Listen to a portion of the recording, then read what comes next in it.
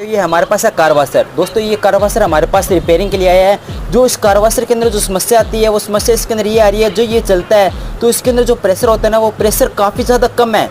जब ये मशीन जो शुरुआत के अंदर प्रेशर देती थी ना उससे काफ़ी ज़्यादा कम इसके अंदर जो प्रेशर आ रहा है। दोस्तों आज हम इसको रिपेयर करने वाले हैं, जो इसका जो प्रेशर होता है वो काफ़ी ज़्यादा हाई करने वाले हैं। दोस्तों अगर भी आपको इसकी रिपेयरिंग सीखना है, क्या आप भी इसको घर बैठे इसको रिपेयर करना चाहते हो और इसका प्रेशर काफ़ी ज़्यादा हाई करना चाहते हो, दोस्तों अगर आपको इसकी रिपेयरिंग करनी है तो आप हमें कमेंट करके बताइए और हम उसके ऊपर स्पेशल वीडियो बनाएंगे। धन्यवाद दोस्तों।